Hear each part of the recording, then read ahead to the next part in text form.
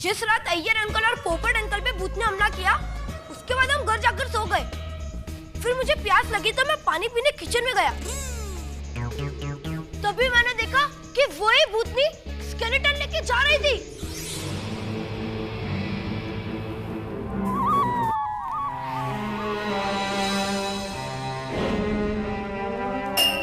और डर के मारे मेरे हाथ से पानी का गिलास गिर गया और उस आवाज से भूतनी चौंक गई और वो डर के मारे तैयब अंकल के विंग में घुस गई। और तभी मैंने देखा कि भूतनी ने साड़ी के अंदर जीन्स पहनी थी। भैया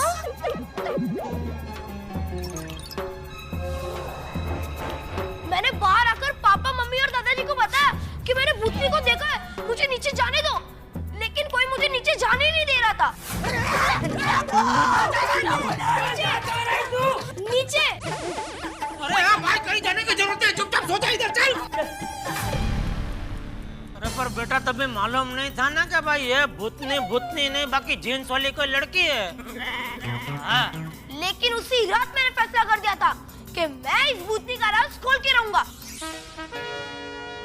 इस भूतनी को तो मैं छोड़ूंगा नहीं। लेकिन मेरे पास कोई सबूत ही नहीं थे। उसके दूसरे दिन स्कूल से वापस आते समय जहाँ पर पोपट अंकल पे स्केलेटन गिरा था, उसके एग्जैक्टली ऊपर पेड़ पे पुल्ली और तार लगे हुए थे जो पोपट अंकल पे स्केलेटन फेंकने के लिए इस्तेमाल हुए थे। मेरे ऊपर गिरा ये और आकर मुझसे लिपट गया और फिर मैंने पीछे मुड़ के देखा तो एकदम गायब हो गया। देवा, पर इतने सबूत काफी नहीं थे। क्या हो गया टप्पू, तो रुक क्यों गया? हाँ, फिर मुझे याद आया कि कल रात भूतनी तैयब अंकल के विंग में गई थी, इसीलिए मैं दौड़ के तैयब अंकल के विंग में गया। चलो फ्रेंड्स। क्या हुआ? कहाँ पर?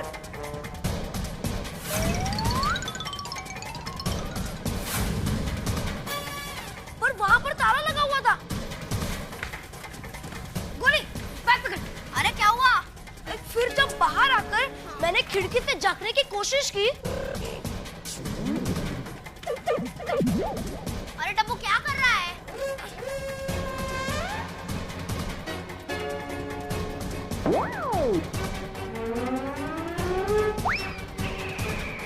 तो वहाँ पर मुझे बहुत सारे जले हुए सिगरेट के टुकड़े मिले। अरे अब तो बोल क्या हुआ? फ्रेंड्स, बात ये कि उसके एक दिन पहले एक मीटर रीडिंग वाला आया था। उन्होंने हमें बताया कि तैयब अंकल के घर का मीटर चालू है। और ये 002 किसका है? वो तैयब अंकल का है। लेकिन अंकल वहाँ पर तो कोई नहीं रहता। लेकिन मीटर तो चालू बता रहा है। नहीं अंकल, वो फ्लैट तो 6 महीने से बंद है। ऐसा? शायद मीटर बिगड़ गया होगा। पर मुझे डाउट था, इसीलिए मैंने एक इलेक्ट्रिशियन अंकल को बुलाया। मैंने वो अंकल से पूछा कि ये मीटर चालू है कि बिगड़ा हुआ है, पर उन्होंने कहा नहीं, मीटर बिगड़ा नहीं है, चालू है। अच्छा, और तब मेरा शक यकीन में बदल गया। फिर हम रीटा दीदी के पास गए और हमने पूरी कहानी उन्हें बताई।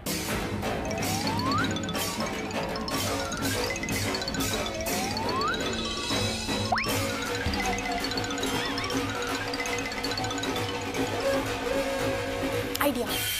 तो उन्होंने हमें एक छोटा सा कैमरा दिया। ये रहा वो कैमरा टप्पू जो हम हमारे दरवाजे पे फिक्स कर सकते हैं और उसके बाद हम लोग उन पर नजर रख सकते हैं कि वो लोग क्या कर रहे हैं। राइट? जिस रात तांत्रिक बाबा आए थे, उसी रात आप सबके आने से पहले हमने वो कैमरा रीटा दीदी के घर के बाहर लगा दिया ताकि भूतनी गैंग का अगला प्लान क्या है, चलो वो हमें पता चल सके।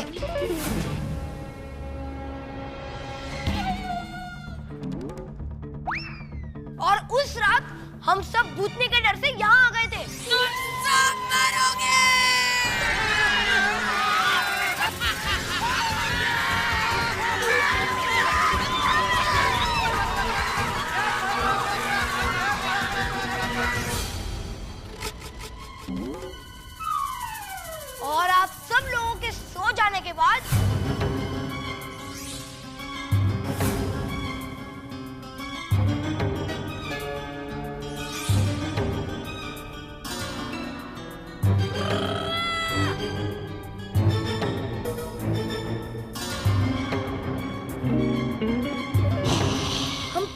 दरवाजे से रीटा दीदी के घर गए। रीटा दीदी टीवी ऑन करो। हाँ।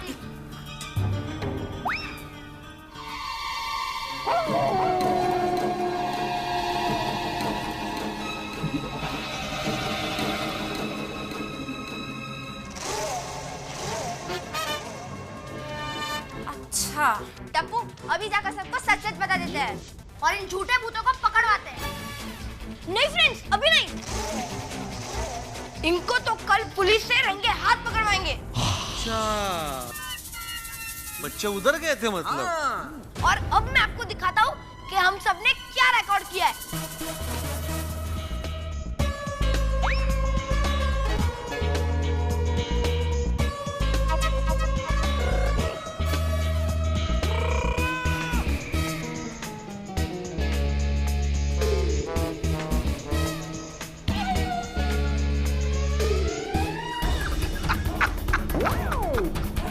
कमाल हो गया, सब डर के भाग गए। हाँ बॉस, सारे के सारे डर कर क्लब हाउस भाग गए।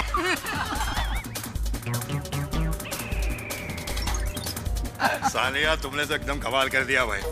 ए टप्पू टप्पू, ये इनके हाथ में सब क्या है? Well done, well done.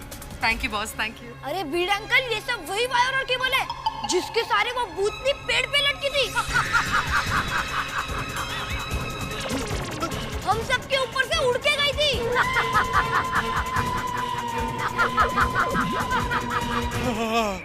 लेकिन आत्माराम, ये तार और केबल हमको क्यों नहीं दिखाई दिए? कैसे दिखता है यार? अरे उस वक्त बिजली जो चली गई थी और डर के मारे इन चीजों पर ध्यान ही नहीं गया हम लोग का। अभी मैं सोचूं कि न्यूटन्स लॉ रॉन्ग कैसे हो सकता है। इन बदमाशों को तो मैं छोड़ूंगा नहीं। इनके खिलाफ तूफान एक्सप्रेस में ऐसा आर्टिकल लिखूंगा ना कि इनको अपनी नानी याद आ जाएगी। देखो, कल भी हमें इन लोगों को इस तरह डराना है ताकि हम हमारी नशीली दवा बाहर जाके सप्लाई कर सके। निर्लज्ज माणसं आहेत। कल इन्हें कैसे डराते हैं उसका प्लान करते हैं। अंदर आ जाओ। हाँ। आ जाओ, आ जाओ। नखो जाए लोग नु। एक वो सानिया है जो अपने देश का नाम रोशन कर रही है, और एक ये सानिया है जो अपने देश वालों को डरा रही है। कितने शर्म की बात है, लेकिन कितनी गर्व की बात है जो इस टप्पू सेना ने करके दिखाया। बच्चों, तुमने जो किया है वो समझदारी और बहादुरी की एक अनूठी मिसाल है। क्या बात है।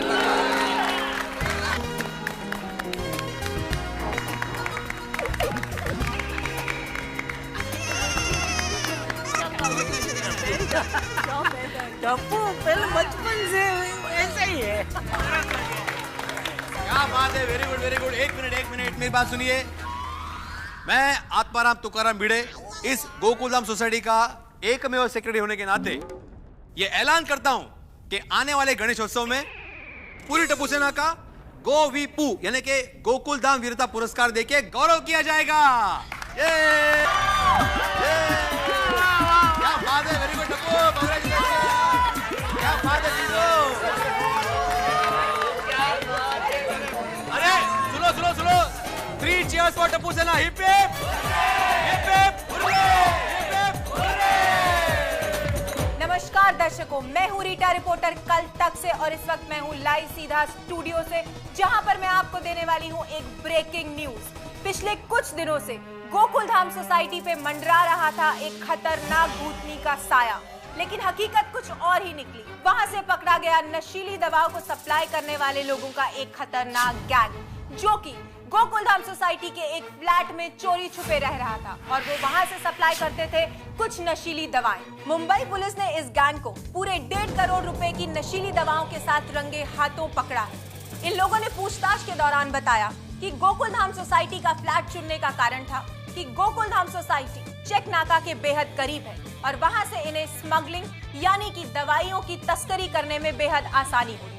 और अपने खतरनाक इरादों को अंजाम देने के लिए इस गैंग ने गोकुलधाम सोसाइटी में भूतनी का खौफ फैलाना शुरू किया, ताकि इस भूतनी के नाम से गोकुलधाम निवासी डर जाएं और रात होते ही अपने अपने घरों में चले जाएं। इन्होंने सोसाइटी के कई लोगों को अपना शिकार बनाया, जिनमें से मुख्य थे सोसाइटी के सदस्य श्री जेठालाल गड़ा, उनके पिता श्री चंपकलाल गड़ा, सोसाइटी के माननीय सेक्रेटरी आत्माराम तुकाराम भिड़े, पत्रकार पोपटलाल, और साइंटिस्ट श्री कृष्णन अय्यर। और इतना ही नहीं, इन लोगों ने अपना खौफ बढ़ाने के लिए अपनी नकली भूतनी को हवा तक में उड़ा दी। इस हैरानी और परेशानी भरे माहौल में जिन लोगों ने सबसे ज्यादा समझदारी और बहादुरी दिखाई वो थी गोकुलधाम सोसाइटी की टप्पू सेना। टप्पू सेना को यह आशंका हो गई कि जरूर दाल में कुछ काला है, इसीलिए उन्होंने तैयब टेलर के घर पर अपनी नजर रखनी शुरू कर दी। टप्पू सेना ने हमारी कल तक चैनल से संपर्क किया और मैंने यानी कि आपकी रीटा रिपोर्टर ने टप्पू सेना के साथ मिलकर उस भूत पर स्टिंग ऑपरेशन किया और पूरी सच्चाई हम लोगों के सामने आ गई कि किस तरह से इस गैंग ने फिल्मों में स्टंट के लिए इस्तेमाल किए जाने वाले सामान का प्रयोग करके हवा में उड़ने का ढोंग रचाया और पूरी गोकुलधाम सोसाइटी में अपना खौफ फैलाया। लेकिन अब पूरी गोकुलधाम सोसाइटी से ये डर का साया हमेशा के लिए हट चुका है। ये खौफ टल चुका है क्योंकि टप्पू सेना ने बहुत ही बहादुरी, समझदारी और सूझबूझ के साथ इस गैंग का सच सबके सामने लाया है। और इतना ही नहीं, अब टप्पू सेना की वजह से पूरे देश के बच्चों के सामने ये मिसाल खड़ी हो गई है कि डर का सामना हमेशा डट के किया जाए तो डर खुद ब खुद भाग जाता है। कल तक के दर्शकों के लिए खास चेतावनी, अगर आपकी सोसाइटी या आसपास के किसी भी इलाके में कोई खाली फ्लैट हो और वहां पर आपको कोई संदेहजनक हरकत होती दिखाई दे तो तुरंत पुलिस को सूचित करें। मैं रीटा रिपोर्टर कल तक स्टूडियो से लाइव। हाँ जी अरुण जयमिनी जी बोलिए। नहीं आर्टिकल लिख रहा हूँ, बस प्यार पे लिख रहा हूँ। मैंने सोचा आज कुछ रोमांस पे हो जाए, इन दिनों वही सबसे ज्यादा चल रहा है। हाँ ये बात तुम्हारी ठीक है, चल तो बुखार भी बहुत रहा है। हाँ गुड आइडिया यार, मैं प्यार और बुखार दोनों के कॉम्बिनेशन पे लिखता हूँ। थैंक्स, बाद में फोन करता हूँ। Bye bye bye bye. प्यार और बुखार, वैसे बात तो ठीक है यार, प्यार भी बुखार जैसा ही होता है। चलो आज दोनों के बारे में लिखता हूँ। प्यार तो बारिश में बुखार जैसा होता है, कब किसे हो जाए कह नहीं सकते। बुखार के मरीज को डॉक्टर के भरोसे छोड़ सकते हैं, पर प्यार के मरीज को तो राम भरोसे होता है। वो बात नहीं आ पा रही यार, मजा नहीं आ रहा। कौन आ गया प्यार के बीच में?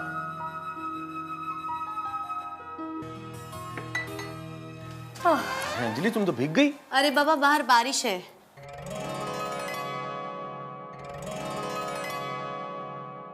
क्या बात है, आज बड़े रोमांटिक मूड में हो।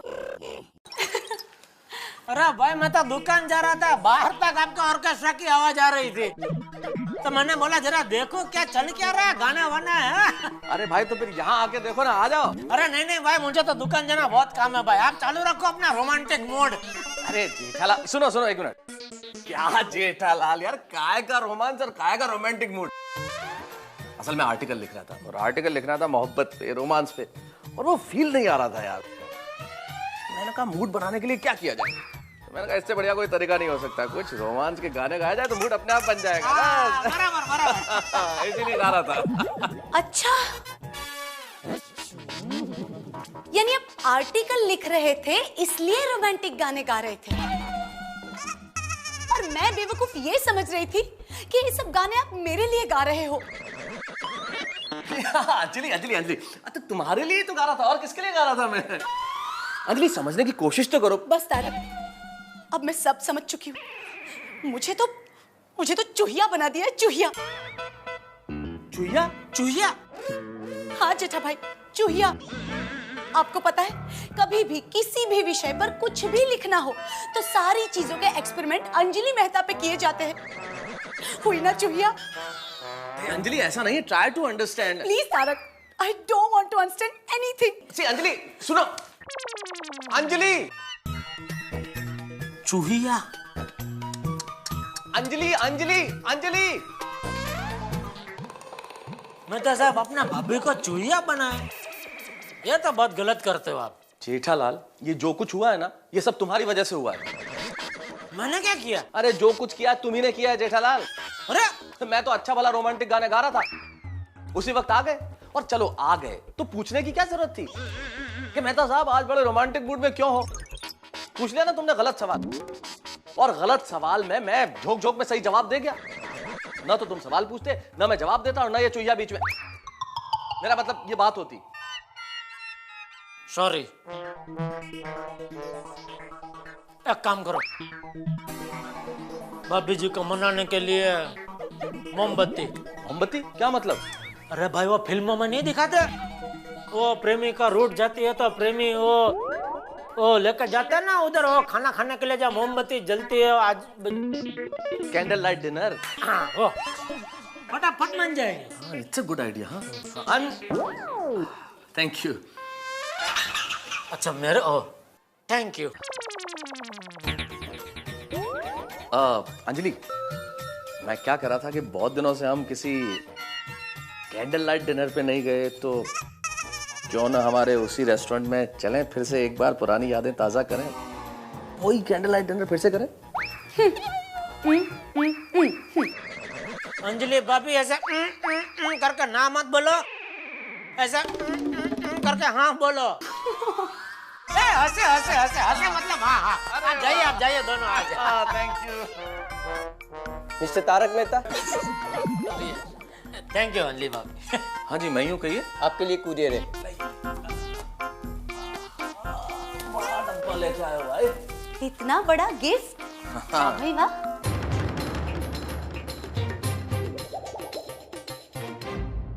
भूत के खौफ से गोकुलधाम सोसाइटी को छुटकारा मिल गया, खौफ के बादल छट गए हैं। कभी कभी जिंदगी में ऐसा होता है, लेकिन अंत भला तो सब भला। जिंदगी में मौसम बदलते रहते हैं, कभी दुख का मौसम, कभी सुख का मौसम, कभी डर का मौसम, लेकिन मौसम कभी भी ठहरते नहीं है। वैसे मौसमों से मुझे याद आया कि इन दिनों बरसात का मौसम चल रहा है। आज बारिश भी बड़ी मजेदार हो रही थी, मैं भी बड़े रोमांटिक मूड में था और अंजलि के साथ कुछ गाने वाने गा रहा था कि अचानक बदलते मौसम में एक चीज मेरे घर के दरवाजे पे, इतना बड़ा गिफ्ट बॉक्स कोरियर से, जो मैं भी नहीं जानता कि किसने भेजा है। एक अनजान चाहने वाले ने, एक चाहक ने भेजा है मुझे ऐसा कुछ जो कोई नहीं जानता कि वो है क्या, और ये भी कोई नहीं जानता कि वो भेजा किसने है। इस बॉक्स में कुछ भी हो सकता है, मुझे नहीं मालूम कि इस बॉक्स में से क्या निकलेगा। खुशियां निकलेगी, गम निकलेंगे, खौफ निकलेगा, डर निकलेगा या कुछ और निकलेगा। मैं बिल्कुल भी नहीं जानता कि इसमें से जो निकलेगा कहीं वो मेरी बैंड न बजा दे। लेकिन इस वक्त सवाल ये है कि ये भेजा किसने है। ये जो अनजान चाहने वाले होते हैं ना, ये घास के ढेर में छुपी सुई की तरह होते हैं, मिलते तो नहीं लेकिन चुप जरूर जाते हैं। आज सुबह से बहुत गड़बड़ हो रही है, अब पता नहीं कि नई गड़बड़ क्या होने वाली है। इस बॉक्स में क्या है मैं ये नहीं जानता, लेकिन एक चीज जरूर जानता हूं कि आपके लिए तय है कि इस बॉक्स में से निकलेंगे बहुत सारे ठहाके, इतने ठहाके कि आप कहेंगे भाई तारक मेहता का जवाब नहीं। बस देखते रहिए तारक मेहता का उल्टा चश्मा। For more updates, subscribe to our channel, click the show links and enjoy watching the videos.